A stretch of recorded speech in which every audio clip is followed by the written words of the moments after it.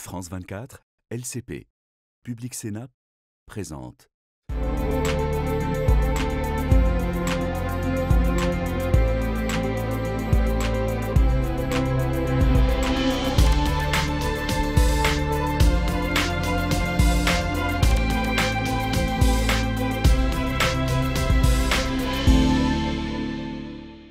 Bonjour à tous, merci de nous rejoindre pour Ici l'Europe, une émission qui vous est proposée par France 24 et Radio France Internationale. Alors on s'est beaucoup plaint au cours des précédentes interviews du décrochage économique de l'Europe par rapport aux autres puissances, singulièrement la Chine et les États-Unis. Mais penchons-nous sur les moyens d'y remédier et cela passe par une montée en puissance des compétences des Européens dans un monde et un marché du travail plus harmonieux et efficace. Et pour en parler aujourd'hui, nous avons le plaisir de recevoir la vice-présidente exécutive de la Commission européenne, la Roumaine Roxana Mizatu. Bonjour. Bonjour.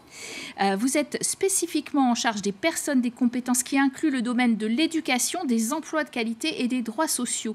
Vous avez été élue en 2016 à la Chambre des députés de Roumanie pour le Parti social-démocrate. Vous avez un temps géré d'ailleurs les fonds européens. L'emploi, il a tout de même progressé dans l'Union européenne. Il y a eu des grands plans de relance, ça a fonctionné puisqu'on est maintenant à 13 millions de personnes au chômage au sein des 27, soit un taux de chômage bas historiquement de 5,8%. En France, c'est 7,3%. Les Européens sont tout de même inquiets pour leur avenir. Il y a un décalage peut-être. C'est vrai parce qu'on regarde aussi le coût de la vie, le coût du logement, des choses qu'ils ont besoin tous les jours. Et maintenant, on a des emplois, c'est vrai, mais on doit se demander s'ils sont d'emplois de qualité. Parce que dans le même temps qu'on a un résultat très, très encourageant, je dis, sur le niveau de personnes qui sont employées, on regarde, on voit que la pauvreté est malheureusement plus sérieuse. Et alors, on doit penser comment faire qu'un emploi offre les ressources nécessaires à une personne pour pouvoir payer tout ce qu'elle ou lui a besoin et encore pour pouvoir épargner et tout ça. Et sur mon portefeuille et mon rôle dans la Commission européenne, c'est aussi de travailler avec les partenaires sociaux, les employeurs et les syndicats aussi, de prendre les mesures nécessaires au niveau européen pour pouvoir soutenir d'emplois de qualité dans tous les secteurs. On parle de secteur d'industrie, du transport, par exemple. En transport, on a des types d'emplois où on a des déficits des compagnies qui ne trouvent pas les chauffeurs, par exemple, parce que les conditions de travail ne sont toujours ce qu'ils veulent. On a des secteurs comme le secteur des professeurs ou le secteur sociaux où les femmes sont les plus présentes, où les salaires sont plus précaires. On doit aussi discuter, on doit identifier les mesures nécessaires. Et le chômage des jeunes aussi qui reste assez élevé, 15%, c'est 2 fois plus que l'ensemble des travailleurs. Pourquoi cette difficulté à intégrer les nouvelles générations en Europe? On a investi des fonds européens, mais ce n'est pas suffisant. On regarde maintenant que le niveau de compétences des plus jeunes générations n'est pas le même que les générations anciennes. Ça se passe parce qu'on a des problèmes aussi avec les nouvelles technologies, avec le fait qu'on n'a pas de professeurs suffisants, des enseignants suffisants. Et ça, c'est un problème qui existe presque dans tous les pays européens. Ils sont aussi des emplois où les jeunes essayent d'entrer dans une carrière, l'apprentissage par exemple, mais on doit travailler sur toute cette dimension. Les compétences des jeunes hommes, des jeunes filles, de toutes les personnes qui ont besoin d'entrer le monde du travail, la qualité d'emploi, le niveau de salaire et les moyens de faire l'apprentissage plus accessible à tous ces jeunes. Alors c'est une étude d'ailleurs sur l'avenir du travail en Europe montre que 94 millions de travailleurs européens devront se recycler d'ici 2030 en raison des progrès de l'automation, notamment ceux qui travaillent dans l'hébergement, la restauration, les arts, le commerce, les robots et l'intelligence artificielle sont en train de nous prendre nos emplois.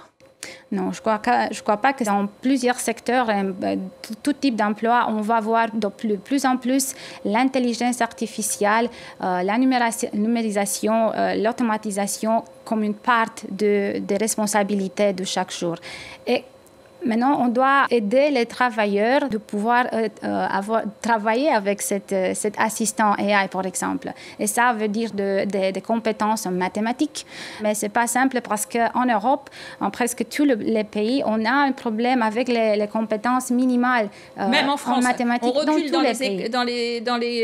finalement dans les statistiques PISA sur les mathématiques. Le niveau est en train de baisser. Oui, et ça se passe depuis 10-15 années. Alors, comment on peut préparer les nouvelles générations pour l'automatisation, pour le numérique, si on a ce problème systémique avec le mathématique. Et sur ça, je travaille aussi. On a lancé l'Union des compétences, des solutions qu'on lance au niveau européen. C'est mathématique. Elle est essentiel pour la compétitivité de l'Europe. L'Europe va être indépendante stratégiquement dans l'automotive, dans tous les secteurs industriels, par exemple, l'IT, la cybersécurité. Mais pour tout ça, on a besoin des personnes, des talents, on a besoin des personnes qui ont des bonnes compétences mathématiques. Le 5 mai dernier, Bruxelles a lancé un appel pilote Choose Europe à l'occasion d'une grande conférence à Paris avec une enveloppe de 500 millions d'euros qui est destinée à attirer les talents du monde entier, en particulier les chercheurs américains, alors que l'administration Trump ampute les crédits, donc le nombre de chercheurs est de plus en plus intéressé à migrer peut-être outre-Atlantique. Roxana Minzatou, effectivement commissaire en charge de l'éducation, il était important pour vous de transmettre aux chercheurs, en particulier les chercheurs américains, que l'Union européenne est un asile de sciences? C'est un endroit, l'Europe est un endroit où on a la liberté nécessaire de rechercher, de penser, de créer. C'est ça que je veux dire et je crois que j'ai transmis ce message. Ce n'est pas un message seulement pour les Américains, c'est un message pour les Européens et tous les chercheurs et chercheuses qui veulent choisir Europe pour leur travail, qu'ils vont trouver ici un endroit où ils sont libres de faire leur métier, où ils vont avoir le soutien financier aussi, un marché, une union où on va permettre que la circulation de l'innovation, de l'information scientifique n'a pas de barrières. Parler des femmes dans la recherche, du climat, de choses qui sont des thèmes tabous. De la recherche, très important. Moi, j'ai mentionné ça aussi. On a présenté un plan d'action dans la Commission européenne sur l'éducation technologique, sur les sciences, la mathématique. Et dans ce plan, on a dit et on a fait cet engagement qu'on va avoir 1 million de filles et de femmes qui vont entrer dans l'éducation STEM, dans l'éducation scientifique jusqu'à 2028. C'est très important parce que les femmes sont vraiment des ressources qu'on n'utilise pas à leur maximum potentiel, leur intelligence, leur créativité. Bien sûr que vous avez mentionné le pilote Choose Europe. Ce pilote est dans le cadre d'un fellowship qui s'appelle Marie Sklodowska-Curie. Marie Curie, c'est une femme de science renommée. Alors, on va piloter sur le symbole d'une femme de science aussi. Est-ce que les chercheurs du monde entier vont trouver un havre de paix et d'investissement en Europe, alors que c'est une Europe qui a des déficits structurels de la dette, qui fait des coupes budgétaires et qui coupe beaucoup dans la recherche et l'enseignement supérieur? En France, ils ont été amputés par exemple d'1 milliard d'euros en 2025. Est-ce que ça n'est pas un peu contradictoire de dire cela alors qu'en fait, on est en train de couper un peu les budgets? Oui, mais c'est l'oxygène qu'on a besoin dans les économies européennes pour avoir de nouvelles ressources dans les budgets. La compétitivité de l'Europe, que tout le monde en parle, c'est une compétitivité qui a besoin des personnes, des travailleurs, travailleuses qui ont des compétences, qui sont bien éduqués, mais aussi de l'innovation, de nouveaux produits et services qui sont lancés, créés ici en Europe. Si l'Europe ne fait cet investissement dans la recherche, dans l'innovation maintenant, il est un peu tard, on doit reconnaître ça. La compétitivité et le relancement de notre continent, de notre économie, de nos industries ne va pas être possible. Alors cette situation budgétaire, c'est une situation auxquelles sont confrontés beaucoup de pays membres, des États membres, et je connais ça, non pas seulement pour la France, mais on doit choisir les instruments pour permettre au gouvernement d'investir dans l'innovation et la recherche pour être indépendant, stratégiquement autonome comme on veut, mais pour être vraiment compétitif. Parce que si on pense que la compétitivité va baser seulement sur des ressources qui nous sont trop chères, ça c'est une erreur. On a besoin de ne pas être vulnérables, de ne pas être seulement les consommateurs des services, des produits d'innovation qui viennent d'autre part du monde. En tant que vice-présidente exécutive de la Commission européenne, vous êtes aussi en charge de l'anticipation ou de la préparation. J'ai envie de vous poser une question un peu large. Est-ce que l'Europe était bien préparée à ce qui lui arrive en 2025 ? Non, je crois que la réponse très courte est non. Et on voit ça avec toutes les catastrophes climatiques, tous les épisodes climatiques. Je ne donne pas des exemples très compliqués. Tout le monde a dit que la préparation, c'est pour la guerre. Mais non, c'est pour tous les événements qui demandent des mesures de survivre pour les familles, pour les individus. On a vu ce qui s'est passé en Espagne, en Portugal. On a vu tous ces événements. On se demande, est-ce qu'on peut se préparer mieux pour que les familles, les individus, les compagnies, les écoles ont les ressources, équipements nécessaires, ont les compétences, le ABC. Ils sont conscients de ce qu'ils doivent faire dans les premières heures pour aider, d'une certaine façon, les services publics qui vont intervenir s'il est besoin, mais qui sont probablement très, très occupés. Je crois qu'on a besoin d'investir dans l'information, l'éducation, les compétences pour la préparation de tous les individus, toutes les familles. D'ailleurs, l'Union européenne veut préparer en effet les habitants des 27 pays membres qui devraient avoir chez eux un fameux kit de survie. Vous parliez de kit de survie, un sac avec de l'eau, des allumettes, des barres vitaminées, etc. De quoi être autonome pendant 72 heures en cas de crise ou de conflit. Alors, ce kit de survie a généré pas mal d'anxiété, en particulier chez les Français, mais peut-être que d'autres peuples sont plus habitués d'ailleurs. C'est vrai, les réactions sont différentes dans différents pays, mais le kit, c'est seulement un exemple de la stratégie européenne sur la préparation. On va travailler ensemble avec chaque État membre, avec chaque pays, pour comprendre les spécificités de chaque pays, parce que pas tous les pays ont les mêmes défis. Ils sont des pays qui ont des problèmes climatiques, des pays qui sont plus exposés à d'autres types de risques.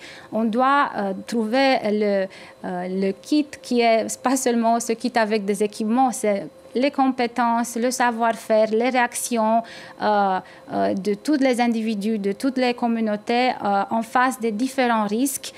Et le fait qu'ils sont capables de le mettre en place dans la première heure, dans le premier jour. C'est ça le kit, mais le kit va être probablement différent en chaque pays parce que chaque pays comprend mieux les risques que ce pays doit gérer. Alors, nous vivons dans un monde de crises multiples, vous l'avez dit. Et le conflit en Ukraine a sans doute changé nos perspectives. Quelles leçons vous tirez en matière de préparation de ce conflit en Ukraine, de cette guerre en fait? C'est même plus un conflit. Moi, j'étais en Kiev, j'ai parlé avec les personnes responsables là et les ministres.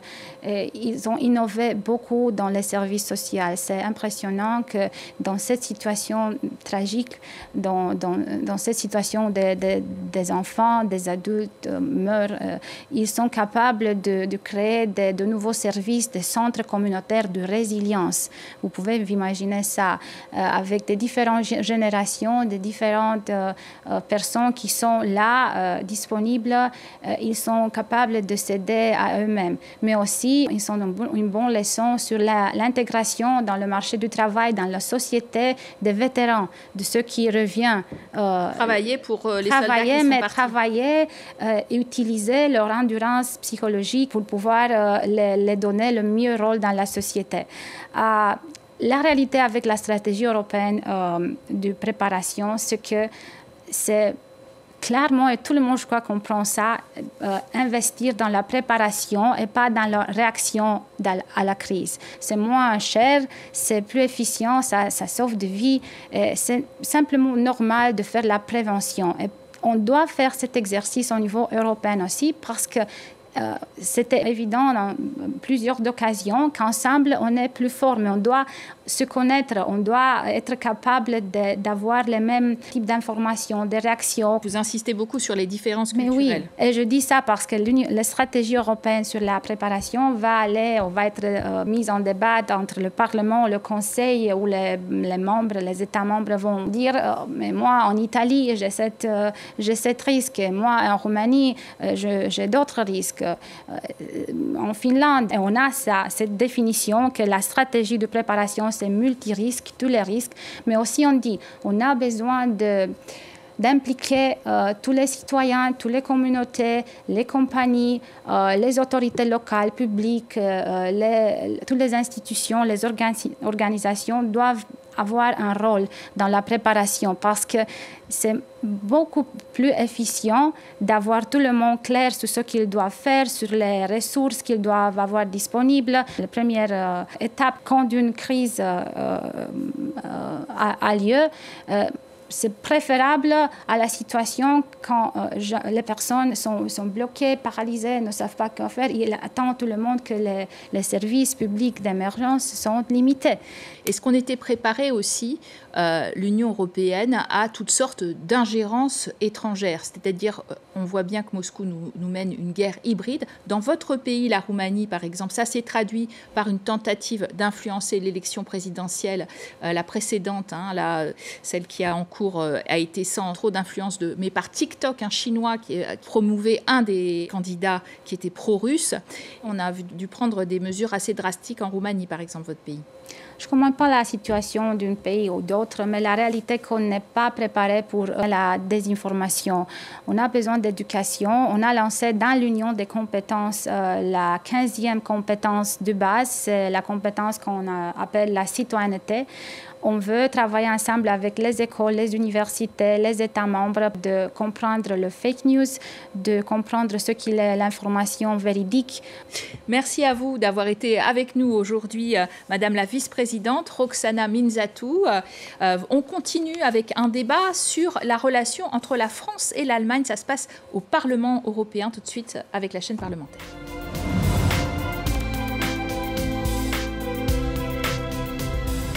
Merci de nous rejoindre au Parlement européen à Strasbourg, à la frontière entre deux pays fondateurs et moteurs de l'Union européenne, la France et l'Allemagne. Le couple franco-allemand, c'est le sujet de notre débat cette semaine après l'élection de Friedrich Merz par le Bundestag comme nouveau chancelier. Une élection de justesse. Pour la première fois de l'histoire de l'Allemagne moderne, un chancelier a dû attendre le second tour pour être élu par son Parlement. La grande coalition formée entre son parti, chrétien-démocrate, la CDU, et les sociodémocrates du SPD s'est montrée plus fragile que prévu et avec peu de marge de manœuvre. Alors pourtant, avant même son élection, Friedrich Merz avait fait voter un plan massif d'investissement dans les infrastructures et la défense de 1 000 milliards d'euros. Une initiative plutôt bien accueilli par ses voisins et notamment la France d'Emmanuel Macron qui y voit un tournant pour relancer l'économie européenne.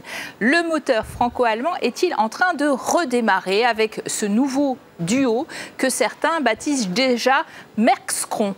Alors pour en parler, nous avons le plaisir de recevoir aujourd'hui 3 eurodéputés qui nous viennent d'ailleurs des deux côtés du Rhin. Christophe Gomard, bonjour. Bonjour. Vous êtes eurodéputé français, membre du groupe du Parti populaire européen au centre droit de l'hémicycle du Parlement européen et vous avez, je le précise, dirigé le renseignement militaire français. Yann-Christophe Etienne, vous êtes eurodéputé allemand, bonjour. Bonjour. Vous êtes membre du groupe Renew Europe ici au Parlement européen et du FDP en Allemagne, le parti libéral allemand qui est désormais dans l'opposition au nouveau chancelier Merz. Et puis bonjour Tobias Kremer. Bonjour. Vous êtes également allemand, membre du groupe des sociodémocrates démocrates au Parlement européen et du SPD en Allemagne, qui fait partie de cette nouvelle coalition. D'ailleurs, Monsieur Kremer, revenons sur cette fameuse journée du 6 mai, une élection de justesse.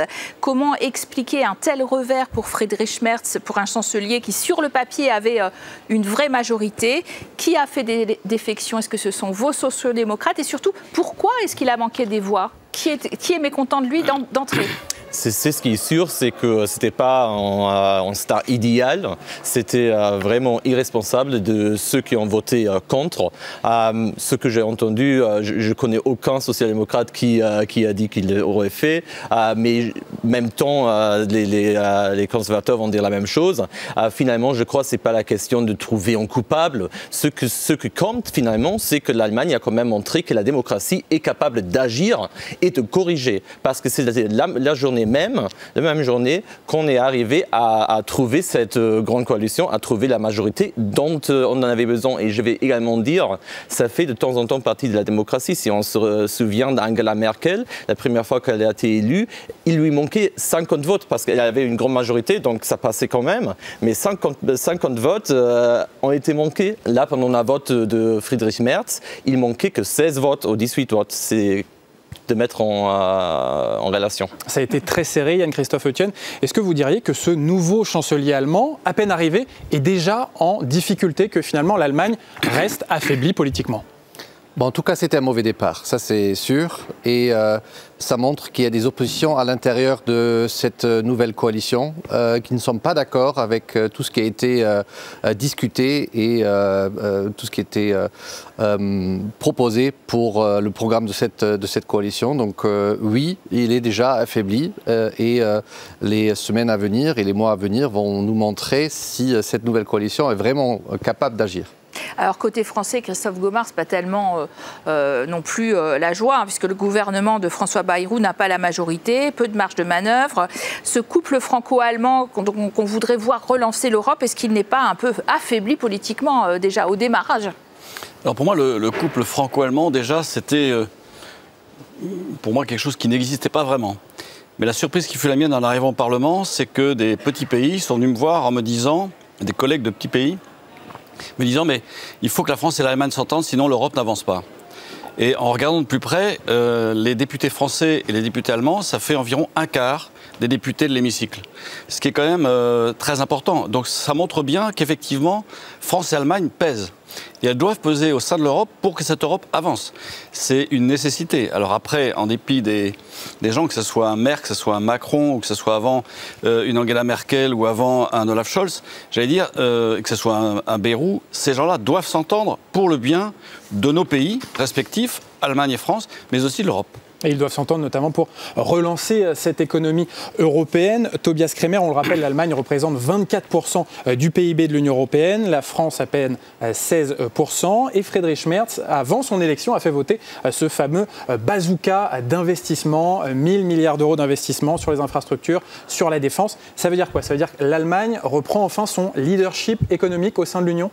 Je crois que ce qui est clair, c'est qu'on est en face à vraiment un danger géopolitique majeur qu'on n'a pas vu depuis la fin de la Deuxième Guerre mondiale. On a une Russie qui est en train de se préparer à être capable d'attaquer l'OTAN et l'UE. Et en même temps, on a nos alliés américains où on ne sait pas si ils vont faire la majorité du travail pour notre sécurité. En même temps, c'est une question... Et une guerre commerciale. Oui, et question commerciale. Donc, ce qu'a fait le gouvernement allemand, même avant qu'il y avait le gouvernement, c'était vraiment dire, nous, on doit réagir de manière proportionnelle et claire. Et ce qu'on a dit, c'est que whatever it takes, quoi que ça prend. Et donc, ce n'est pas une question d'idéologie aujourd'hui, mais c'est aussi une question de démocratie qu'on montre qu'on est capable de se défendre à l'extérieur, mais aussi qu'on est capable d'agir de manière en moderniser notre infrastructure, en moderniser aussi, en protéger notre paix sociale et notre contrat social. Et je crois que c'est essentiel de penser les deux ensemble. Alors vous dites c'est pas une question d'idéologie, mais les libéraux allemands auxquels vous appartenez sont plutôt opposés à ces dépenses massives à la fin du fameux frein à l'endettement qui était véritablement quelque chose de typiquement allemand. Mais est-ce que vous comprenez qu'en cette période d'incertitude, une relance est très bien accueillie en France et dans toute l'Europe? Bien évidemment, et moi je ne suis pas du tout contre les investissements, ni dans l'infrastructure, ni dans la défense. Après, ce qu'a fait ce nouveau gouvernement, c'est de prendre une dette massive et au lieu de faire des réformes, au lieu de voir dans le budget où est-ce qu'on peut réduire peut-être les dépenses, on finance tous ces investissements avec une dette, et c'est jamais vu en Allemagne. Et c'est pour ça qu'on était critique par rapport à cette dette, mais pas du tout par rapport aux investissements, parce que je suis d'accord que notamment dans les questions de défense et regarder les infrastructures en Allemagne, il y a besoin d'investissements et pour la défense, on travaille aussi ici au niveau européen pour un nouveau plan pour être capable nous-mêmes de nous défendre parce qu'on ne sait pas ce qui se passe de l'autre côté de l'Atlantique. Christophe Gomard, est-ce que ce plan massif d'investissement, c'est une si bonne nouvelle que ça pour la France? Car la France, elle, de son côté, n'a pas les moyens de faire de tels investissements. Elle est beaucoup plus endettée que l'Allemagne. Et est-ce que vous ne craignez pas que Paris reçoive des leçons de rigueur budgétaire de la part de Friedrich Merz? Alors, des leçons de rigueur budgétaire, il est nécessaire que la France en ait. Il est nécessaire que la France fasse des économies quelque part, parce qu'effectivement, on ne peut pas continuer à s'endetter comme ça, à la vitesse à laquelle la France s'endette. Néanmoins, sur le plan militaire, dire que l'Allemagne réinvestisse dans sa défense, ça me paraît bien. La France, quand je regarde depuis les nombreuses années, investit beaucoup dans sa défense. Insuffisamment parce qu'on a une armée un peu échantillonnaire, mais c'est une armée opérationnelle qui a été engagée pas mal de fois en opération, qui a perdu beaucoup de soldats au combat. Donc c'est une armée qui peut être engagée dès demain matin. Elle n'a pas suffisamment de masse de mon point de vue en termes de nombre de chars, d'avions de chasse, de frégates, mais on voit bien que l'armée allemande, elle, a besoin de faire ça pour revenir, j'allais dire, à un niveau d'engagement opérationnel possible. Aujourd'hui, la Constitution allemande ne permet pas l'engagement de manière opérationnelle dans des combats de l'armée allemande, ce qui est un peu différent du cas français. Donc oui, il est nécessaire en effet que l'Allemagne se réforme sur ce point-là pour qu'on ait deux armées équivalentes de même poids qui puissent effectivement peser sur le plan opérationnel face aux crises qui auront lieu peut-être demain. Il existe déjà une brigade franco-allemande. Il faut, je pense, encore plus la développer qu'elle n'est. Vous entendez ce que dit Christophe Gomard, Monsieur Kremer, sur le plan géopolitique et militaire. Friedrich Merz a annoncé 500 milliards d'euros d'investissement dans la défense et il remet en fait dans son discours au moins en cause l'atlantisme historique de l'Allemagne face à une administration Trump très imprévisible. L'indépendance stratégique européenne, c'est le grand mot d'Emmanuel Macron. Est-ce que finalement l'Allemagne est en train de l'épouser vraiment? Est-ce que ce sera un point de convergence fort? Moi, je dirais, finalement, on est réaliste et on est pragmatique. Donc, je ne crois pas que c'est une question du vocabulaire, de la rhétorique. Pour nous, ce qui est clair, c'est la première tâche, la première fonction de l'État et aussi de l'Union européenne, c'est de protéger nos citoyens. Et moi, je suis transatlantiste comme je l'ai toujours été.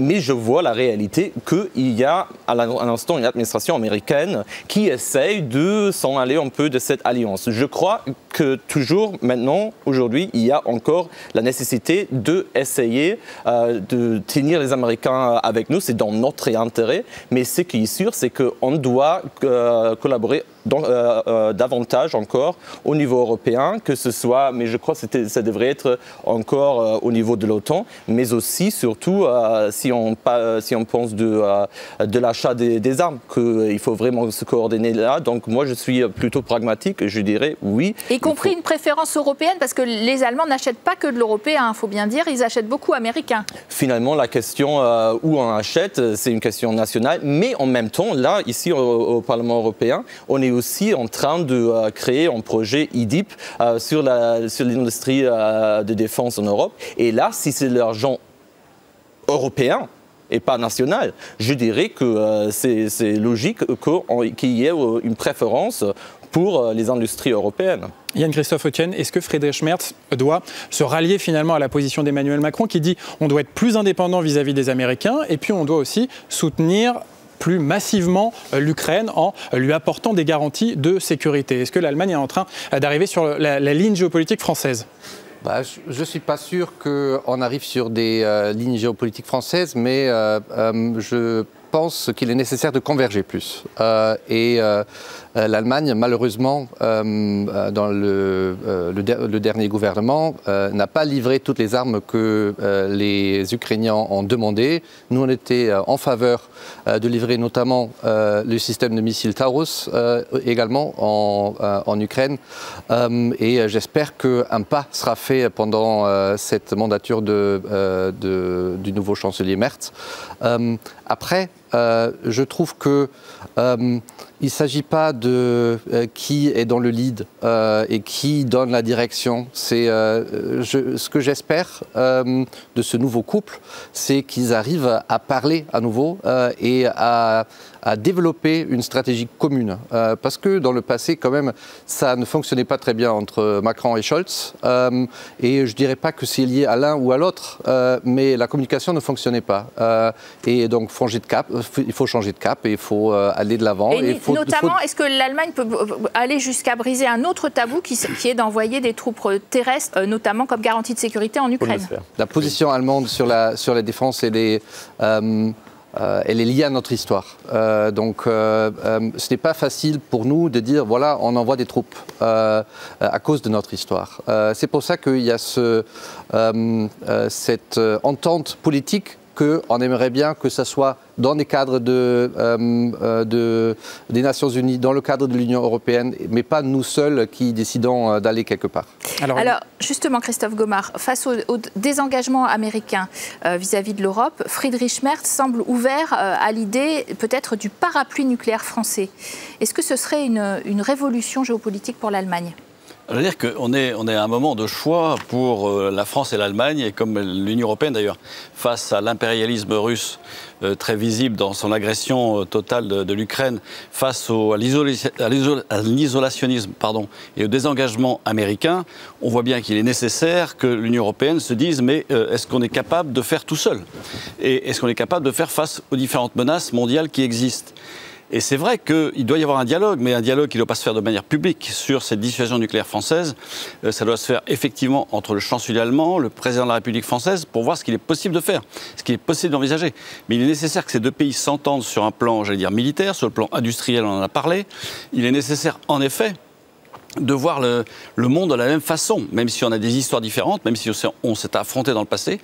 Aujourd'hui, je pense qu'on est à un point tournant et il est nécessaire, en effet, que la France et l'Allemagne prennent le lead d'une Europe renforcée, avec une défense renforcée, une architecture de sécurité de défense beaucoup plus forte, grâce à une industrie, parce que l'industrie allemande comme l'industrie française sont fortes. Quand on parle d'industrie de défense, l'Allemagne entend industrie et la France défense. Vous voyez, on doit se coordonner, s'arranger, on doit se rejoindre sur ce point-là. Alors le couple franco-allemand, c'est aussi une question de personnalité. Pour conclure assez rapidement, Tobias Kremer, est-ce que vous pensez que ces deux personnalités, ces deux hommes, Emmanuel Macron et Friedrich Merz, peuvent s'entendre ? Je crois qu'ils n'ont pas de choix. Ils doivent se comprendre. Oui. Alors finalement, ce que j'entends, c'est qu'ils s'entendent bien déjà.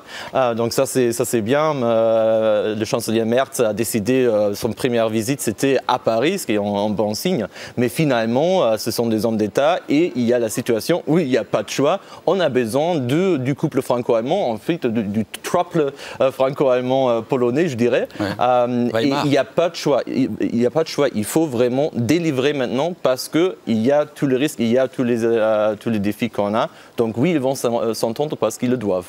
Monsieur Etienne, si vous deviez qualifier en quelques mots ce nouveau duo qu'on appelle donc Merz-Cron. Moi je dirais que c'est un nouveau couple où on espère que il durera un certain temps pour qu'il puisse faire avancer les choses en Europe, parce qu'on en a besoin. Après, c'est une question de personnalité et j'ai l'impression qu'en tout cas, ça marche mieux que Macron et Scholz. Donc, ça sera un bon début. Oui, finalement, Christophe Gomart, ce ne sera pas si dur d'avoir une meilleure entente dans ce nouveau couple franco-allemand que dans les couples précédents, notamment entre Emmanuel Macron et Olaf Scholz. Je pense que l'entente entre ces deux personnes, ces deux chefs d'État, est absolument indispensable indispensable et nécessaire, et Tobias Kremer l'a indiqué à l'instant. Je pense qu'il faut également intégrer la Pologne dans le cadre on parle du triangle de Weimar. Je pense que c'est extrêmement intéressant. Ces trois pays qui se sont fait la guerre, mais qui sont capables de s'entendre aujourd'hui, de dépasser ce qui a fait nos oppositions pour justement construire une Europe plus unie, plus forte, plus puissante, en investissant plus dans notre défense commune. Ça sera l'objet d'un prochain débat, le fameux triangle de Weimar. Merci à vous d'avoir été en notre compagnie. Merci à vous de nous avoir suivis sur France 24 et la chaîne parlementaire. Très bonne suite des programmes sur nos antennes.